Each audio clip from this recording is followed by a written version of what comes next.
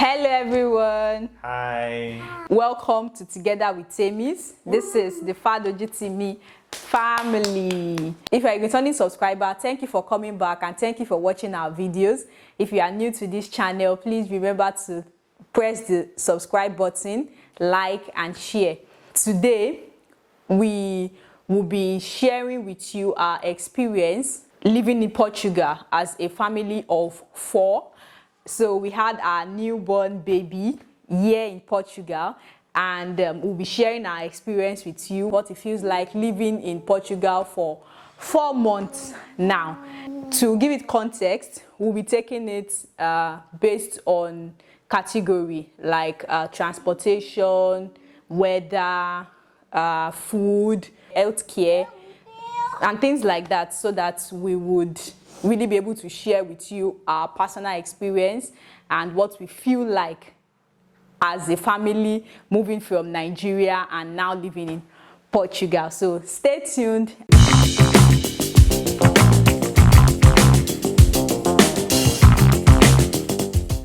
So we'll be starting with weather.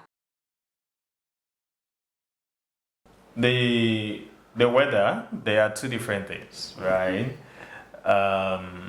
Where we're coming from, it's a very hot climate, and when we came here, it was still winter, and so we met the cold, and it took a while before we could adjust. In fact, at some point we slept with our jacket on, our winter jacket. Yeah, but now it's summer, and even though I'm still asking myself, like, where is the summer? Because it doesn't look summer, you know. It's still cold, but not as cold as the winter period. So in terms of weather, it's too completely. And thank God for a friend, a colleague who actually told me ahead that we should come with our jackets. My wife, my son, even I myself, we bought our jacket and we took it along, and thank God for that. Thank God for that. There was something that stands out for me with the weather. So, of course, I know about daylight saving, but you know, in Nigeria, we used to say longer day, shorter night. This one is not longer day, shorter night, because at 7 o'clock in Nigeria, if it's longer day, you begin to have a little bit of the evening. You can see that it's evening, but yeah, the sun is still shining. It's still very, very bright, like 2 o'clock or 3 o'clock, the way you have it in Nigeria. I mean, it's our first time experiencing daylight saving, so you know, we are integrating, we are adapting. So yeah, so that's I believe that's it about the weather.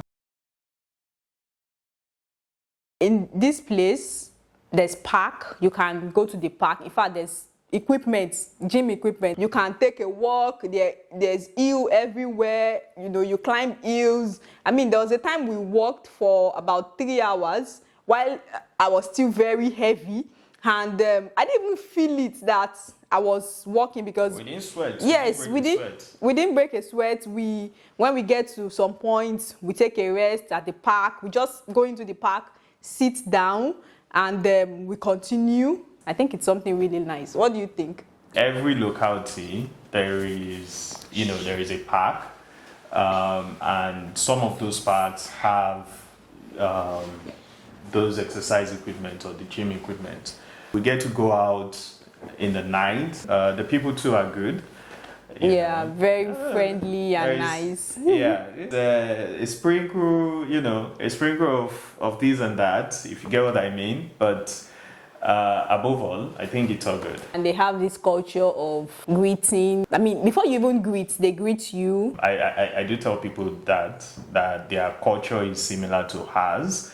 And I mean, it shouldn't be very difficult for you to integrate because they're very respectful. The first thing someone tells you is either bon dia, bon tard, or bon noite, depending on the time of day. And here's the interesting thing. So if you start a conversation and you forgot to greet, the first thing the other person tells you is they greet you. They greet you, and that has happened to me a couple of times, and I just felt bad. I was like, oh my god, I should have just greeted first. The language barrier, I mean, we're not fluent, we are learning. So here's the good thing, right? If they don't understand, they tell you they don't understand English, right? And then you can use translator. But there are some, they understand though, but they want to frustrate you. They tell you you're in Portugal, so you have to speak Portuguese. When you are not in Portugal, when you're in America, you speak English. So they are very open and they tell you that, and well, it's true. For me, it's true. So I don't really feel like they want to frustrate you intentionally. I mean, at the health center, when we went to the hospital, there is one black lady that was attending to us, and the first time she said she doesn't understand English, and then a couple of weeks later when we went there, she was speaking, because so that the first time she wasn't attending to us directly, you know, but she was talking to someone, she was attending to someone, and she told the person she doesn't understand English. But when it got to our turn, she spoke English, and I was like, I thought you said you don't speak English. You know, so yeah, there is that too. But all in all, and they would also encourage you to learn their language. Yeah. You know, which is beautiful. Actually, the language is beautiful, and it's something we are committing to learning. And I think it's also depending on where you are, in the part of Portugal where we are. Most people, understands English, but maybe if you go down to the rural area, maybe you can encounter people who don't understand English. Yeah, but that would be understandable. Like they don't understand, so yeah. Yeah, I mean, I think it's seamless. Their transportation system is seamless. There are different options, right? There are different options. There is the bus, you have the metro, you have there is the tram, there is also the boat. So there is that as well. You have those options, right? And the good thing is they are all connected. You know, you can take a bus to a place and then continue with a tram or a train, and then continue, you know, either with a boat, whatever option you have. And I think another thing that I like is the fact that they have the all-purpose card, and with 40 euros every month, you can go to anywhere you like or anywhere you want, right? So, yeah, I mean, I think that that's very innovative. Yeah. That's very innovative. They also have bicycle. Oh yeah, they have bicycles as well. I haven't taken it, so what's your experience taking bicycle? Yeah, I mean, Portugal is also encouraging people to bike more. So they have bike lanes, even bike rentals as well. There is the Jira app. With 25 euros a year, you know, you have access to the bikes, and the first 45 minutes is free, right? And then if you exceed the 45 minutes, I think you just pay like €1, €2, you know, thereabout for every 1 hour or so. I'm not so sure on that. So, and then my first experience, so the first time I rode a bike since maybe 2016 was and they are e-bikes, right? Portugal is an e country. You have a lot of EUs, you know, you go up, you come down and all that. But with e-bikes, it makes it very easy for you to climb those EUs, especially the steep one, the ones that are very steep. My first experience, it was good, you know. I was able to breathe. It was indeed an exercise. Exactly, it was a very good exercise. And the buses, you see people standing in the buses where their seats just lying around. Culture shock for me because the first time I took the bus and I saw people standing instead of sitting when there were empty seats. So it's not like there was no empty seat, right? There were empty seats, but some people decided to stand, you know, and I've forgotten what they call this, but you know, I decided to join them as well by standing, you know, and it just from there I also observed that you know, I think they don't sit. I mean, they consider themselves fit, you know, and then they just leave the chair for the next person, you know, who is unable to stand. Exactly, who is unable to stand, who actually needs it, you know. That's why. I mean, I feel like that is why they stand, right?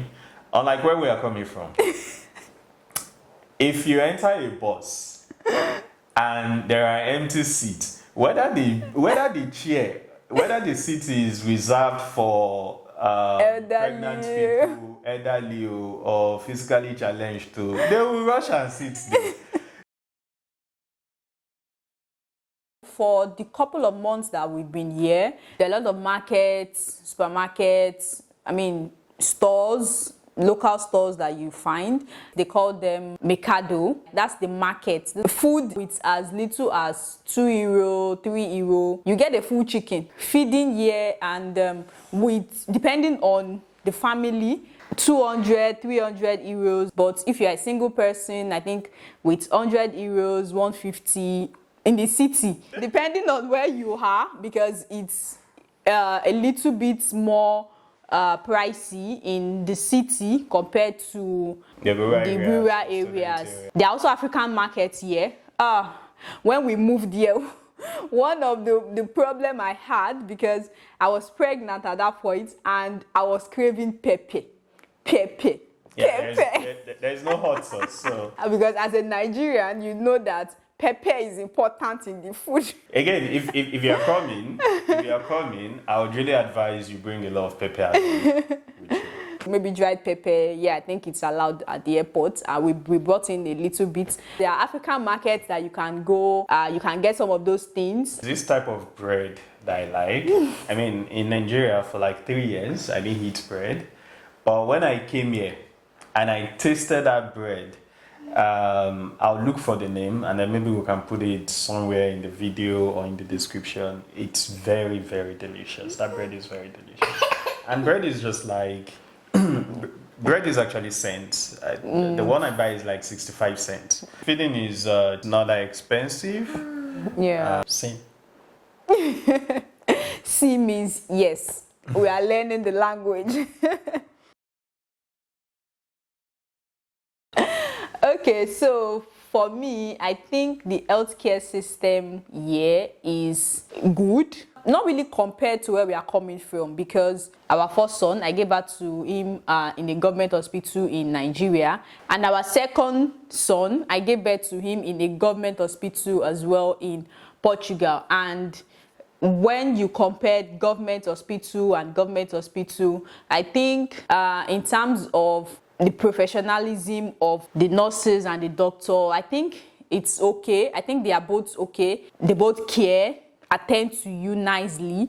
The only places where you get to see the difference is in terms of privacy. So yeah, they give you privacy.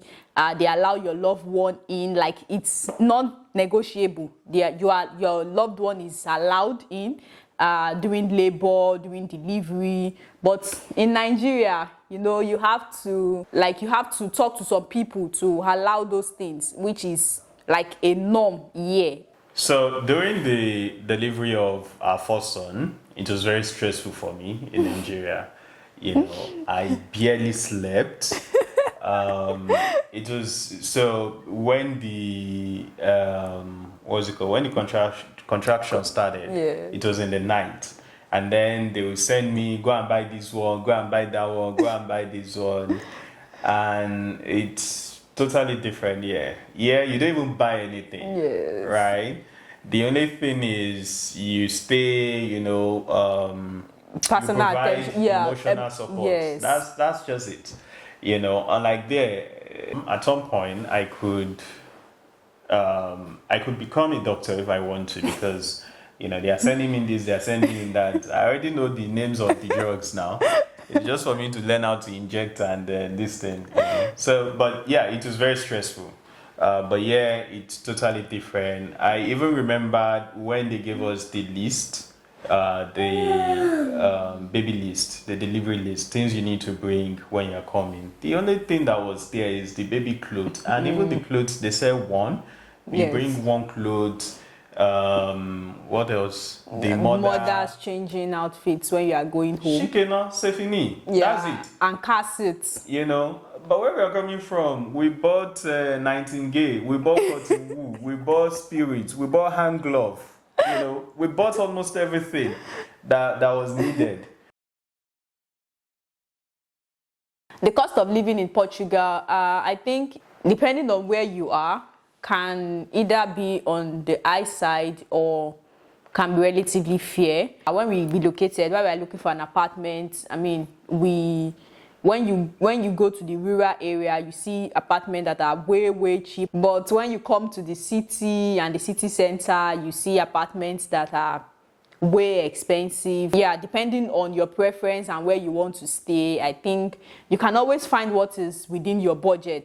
It's very competitive, you know, so even after you found what you want, if you don't make a decision on time, yes, you could lose it. Someone can outbid you, you know, or even pay, and you know, you lose the property. Yeah, some houses you find where you find gas and electricity. In Nigeria, you wake up in the night because the light is usually full in the night. A lot of people is sleeping and the light is full, and you want to cook beans, you want to wash clothes, you want to do everything you want to do while the light is good in the night. I think it's the same thing here, except that the light is not dull, but you want to save on cost. Depending on the appliances you have and the energy consumption of your appliances, I think it's something you may want to do to adjust. It can easily make you go bankrupt. I think that's just the best way to put it, you know, because when we saw our energy bill for the first month, yeah, we started rethinking our decision in life, like, what are we doing? So yeah, that's some adjusting that needs to be done anyway. They have the peak, off peak, and then I think mid peak or whatever, you know, so you are charged differently, you know, during those different times of the day. You can't put on everything at the same time the way you do back home. Yeah, so that's another thing. So there's a cap on the number of maximum appliances, consumption, you know, or the maximum energy that you can consume, actually. So, for example, we were in 3.4 kilowatts per hour. That was our energy consumption, whatever it is they call it, right? And then we found out that we can put on 3 heaters, you know, washing machine, dishwasher, electric cooktop. We can't put all of those things on at the same time. Yes. Otherwise, the power will trip off. You know, then we had to increase, so you can increase. That's another good thing. We increased to 5 kilowatts. But now we are back. You know, we're back. The view. We are back. You know, so yeah. That's one thing about the cost of living. You have to adjust. The tax is, compared to where we are coming from, is totally different.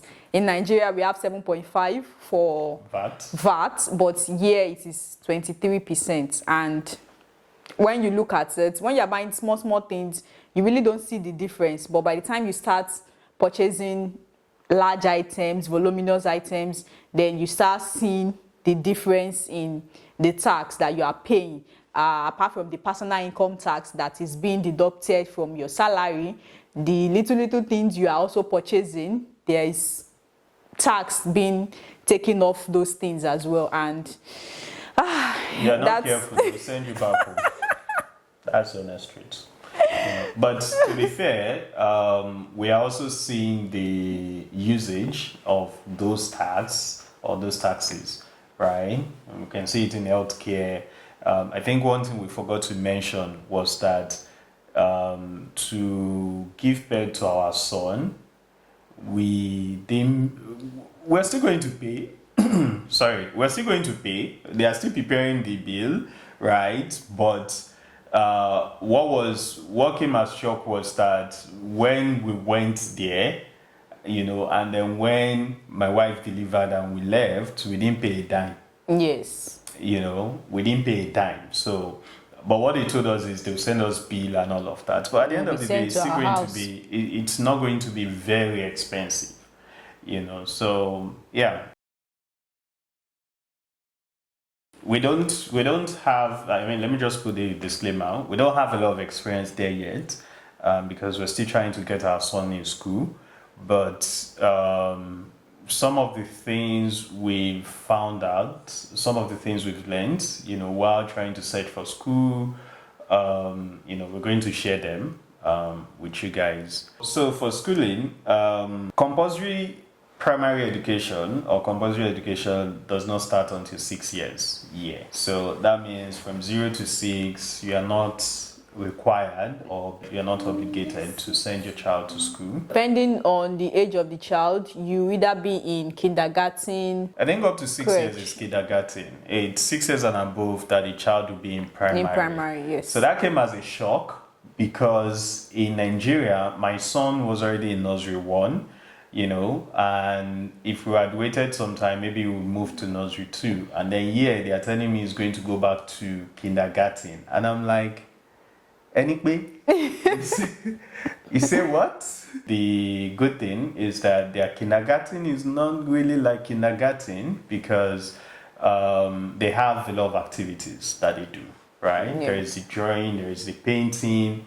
Yeah, right? We don't really know our full details because he has not really started, but from the research we made, from the school visitation we did, we visited some schools to see how it is being done, and you can just so another thing is you can just take your child and take him to a school and say, oh yeah, go and start. I want you to start here. I'll pay. You can't. So the whole education thing is being controlled by the government. So you register with the government, they put out the matriculars. So you apply, you put in 5 schools. If you've done JAM before, you understand. So you put in 5 schools, you have the preferred, most preferred, those type of options, the type of schools you want. And then I guess they would send your application to those schools, then the school would then pick. And another thing again is each schools, they are like group of schools, right? So they're like group of schools. You can see a school in your environment, and then you would even find out that it's part of a group of schools. So you have to, if you need any information and all of that, even the admission itself is being processed by the headquarter, let me use that word, of the group of school. Not necessarily the school you've identified. In terms of the fee, I think it's free. Yeah. Primary education here is free, so you're not really paying a lot. You're not paying anything. Yeah. Then one thing we found out is regarding feeding. There is a portal where you would pay some amount of money. I think it's cents. Yeah, it's about 70 cents or there. 75 cents. You pay on the portal, and then they'll give your kids the food, the meal. I don't even know if they would allow taking food to school. We didn't ask that, funny enough. Yeah, they have space. They have a timeline for application where you can apply, and if you don't apply during that time, you have to wait till the next application period. And there's also no guarantee that the school you choose as your preferred is where your child will be admitted. Because usually because of capacity, and also the primary education, the government schools, they teach in Portuguese. Yes. So this guy, he speaks English, but very soon, once he starts, he would start speaking Portuguese. Fala Portuguese? Yes. Fala Portuguese? Yes. Sim. Okay. I asked if he speaks Portuguese. He said yes. Remind him. So yeah, unless you go to the private school where they teach in English, private schools are usually mixed, right? They could teach in English, Portuguese, or combine the two together. But government schools, it's Portuguese. We got most of our stuffs from from IKEA. We also have a video on exploring IKEA in our channel, and in our home setup, the items we actually picked and how it suits our new space. We also have it there. Your head, your hand, your legs, your torso, everything, you know, to set up. But I mean, buying from IKEA is affordable. You know, there are a lot of things we got that they were very, very affordable compared to if we had, you know, gone out to buy it elsewhere, or maybe engage the service of a furniture person. They have the loyalty system as well. The more you buy, the more you get points, you know, and you can use that point to buy other things. And they also have a weird loyalty system, or a weird points reward system. Let me put it that way. That we don't get from where we are coming from. So that's why we call it weird. There was a time I woke up and I saw an alert from the IKEA mobile app that if you come to their store before 10 a.m., it was on a Saturday, if you come to their store before 10 a.m. in a pajamas, you're going to eat for free. And I'm like, do you expect me to leave my wife, my family, you know, and then come to IKEA in a pajamas before 10 a.m. because I want to eat free food? Or imagine, or all of us, all the whole family will now go wear pajamas. You know, would people just be like, oh, what's going? And a lot of stores too, they have the loyalty thing, you know, which is very good. And another thing I found interesting is the fact that you can return stuff. You know, when you buy things and maybe they don't fit, you change your mind, you can actually return it and get your money back in full, no questions asked. We bought a couple of items that we had to return.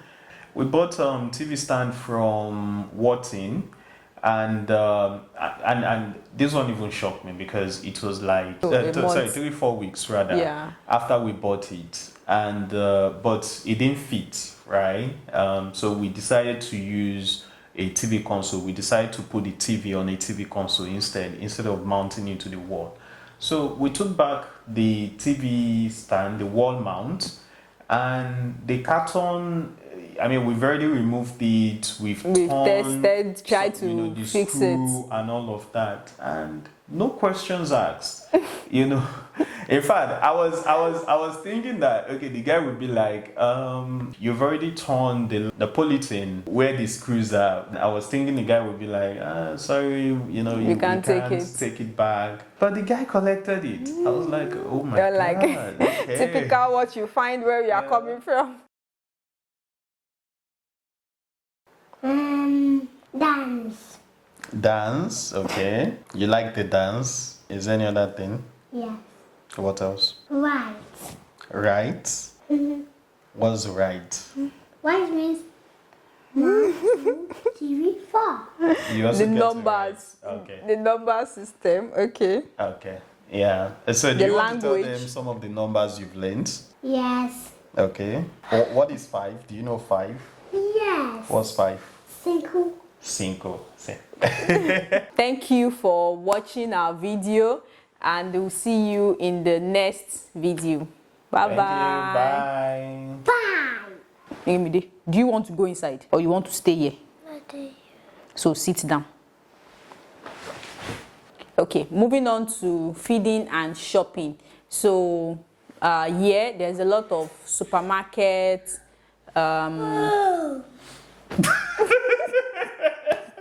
Don't worry, you just be doing your thing. That's why I said you should be doing your thing. The other time when you were talking, he was speaking to your people will hear that. Don't worry, I think it's just making fun. Please like, share, subscribe.